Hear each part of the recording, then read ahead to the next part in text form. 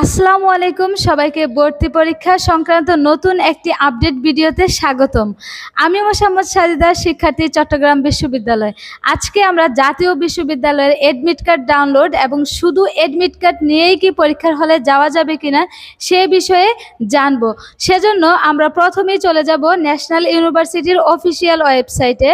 আমরা অফিসিয়াল ওয়েবসাইটে গেলে দেখতে পাবো admit card download for first year honours admission test 2024-2025, publish date 5 May 2025। আর এখানে আমরা ডাউনলোড করতে পারবো।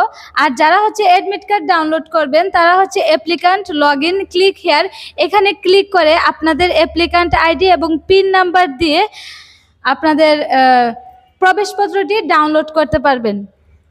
আমরা নির্দেশনাটি একটু পরে দেখি যে নোটিশটি এসেছে 2024-25 শিক্ষাবর্ষে প্রথম বর্ষে স্নাতক সম্মান ভর্তি পরীক্ষার প্রবেশপত্র এডমিট কার্ড ডাউনলোড সম্পর্কিত জরুরি বিজ্ঞপ্তি।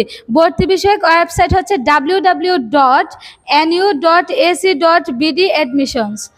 জাতীয় বিশ্ববিদ্যালয় 2024-25 শিক্ষাবর্ষে প্রথম বর্ষ স্নাতক সম্মান শ্রেণীর ভর্তি পরীক্ষা 31 মে 2025 তারিখ শনিবার সকাল 11টা থেকে দুপুর 12টা পর্যন্ত জেলাভিত্তিক নির্বাচিত কলেজ কেন্দ্রে একযোগে অনুষ্ঠিত হবে। অর্থাৎ যে জেলায় যার যার সিট পড়েছে ওই জেলার নির্বাচিত কলেজগুলোতে ভর্তি পরীক্ষা অনুষ্ঠিত হবে 31 মে শনিবার সকাল 11টা থেকে 12টা পর্যন্ত, মানে 11টা বাজে পরীক্ষা শুরু হবে।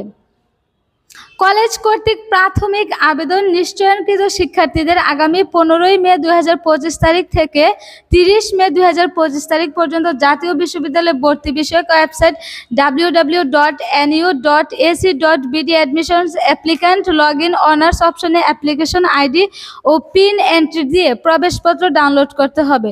পরীক্ষার্থীকে অবশ্যই ভর্তি পরীক্ষার প্রবেশপত্র, এডমিট কার্ড ও এইচএসসি পরীক্ষার রেজিস্ট্রেশন কার্ড সঙ্গে পরীক্ষা কেন্দ্রে উপস্থিত হতে হবে।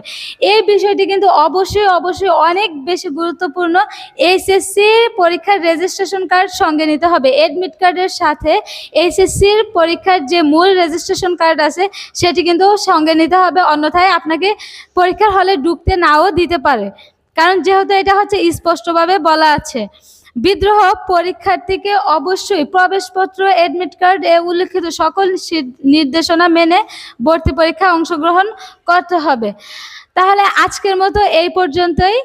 দেখা হবে নতুন কোনো আপডেট ভিডিওতে। সে পর্যন্ত ভালো থাকবেন, সুস্থ থাকবেন। আল্লাহ হাফেজ।